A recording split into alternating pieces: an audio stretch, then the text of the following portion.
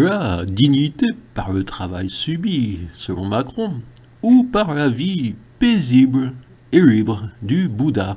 C'est une chronique en forme de question. Et oui, vous pourrez apporter la réponse en fin de vidéo.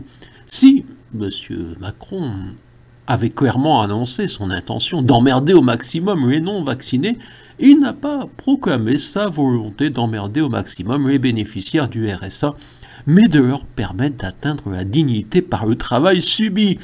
Je vais vous reprendre les termes exacts du candidat Macron 2022 et vous pourrez constater la justesse de mon résumé.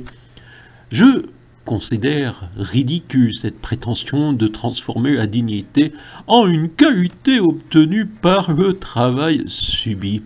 Mais il m'a semblé préférable d'étayer mon affirmation par celle d'un homme dont la sagesse est mondialement reconnue, le Bouddha.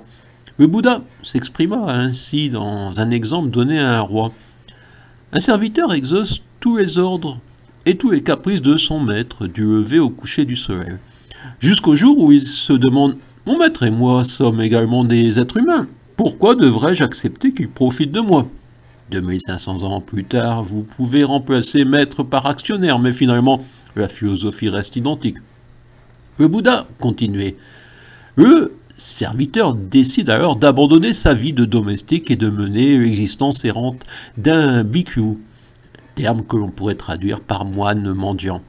Il s'adonne à une vie consciente de pratiques ferventes, il ne mange qu'un repas par jour, pratique la pleine conscience dans l'assise et dans la marche et manifeste tous ces mouvements et manifeste dans tous ces mouvements une dignité tranquille. Monsieur Macron s'est approprié le terme « en marche », mais naturellement c'est devenu un mot vide, un peu comme Mélenchon a fait avec insoumis, ou les riches avec républicains. Le Bouddha explique un peu plus loin qu'en cessant de travailler et d'être au service d'un maître, le vrai marcheur se libère des préjugés raciaux, sociaux et de caste. Il retrouve alors sa dignité humaine. Le Bouddha fut catégorique. La source du véritable bonheur réside dans une vie paisible et libre, dans l'expérience pleine et entière des merveilles de l'existence et dans la pleine conscience du moment présent, détaché du désir et de l'aversion, en communication profonde avec la réalité telle qu'elle est. Oui, Monsieur Macron, la dignité ne passe pas par le travail, mais par la vie, par l'être et non par l'avoir. Mais naturellement, pas un seul des candidats matérialistes que vous avez choisis pour faire de la figuration dans la mascarade d'élection présidentielle ne propose le revenu d'existence.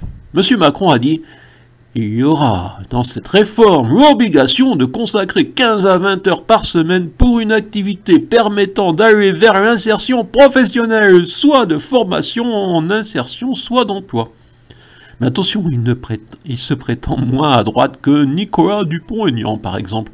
Il ne s'agira pas de travaux d'intérêt généraux au service de la collectivité, ni de collectivité, mais comme il n'a pas précisé à quelle sauce les pauvres devront être cuisinés, on peut penser qu'il s'agit de travaux au service des milliardaires. Oui, les pauvres doivent être au service des riches. C'est bien ça, le travail en France qui donne de la dignité, voyons. Non, je ne plaisante pas, car M. Macron a ajouté « Personne ne considère que sa dignité est reconnue et respectée par une prestation. » Mais avec un travail de compte à la dignité selon Macron. Ça, c'est une rime ternoise, c'est une rime pauvre, vous voyez, pour résumer. Dans une France harmonieuse, les plus riches alimenteraient le fonds d'aide aux pauvres pour permettre d'accroître la prestation d'existence.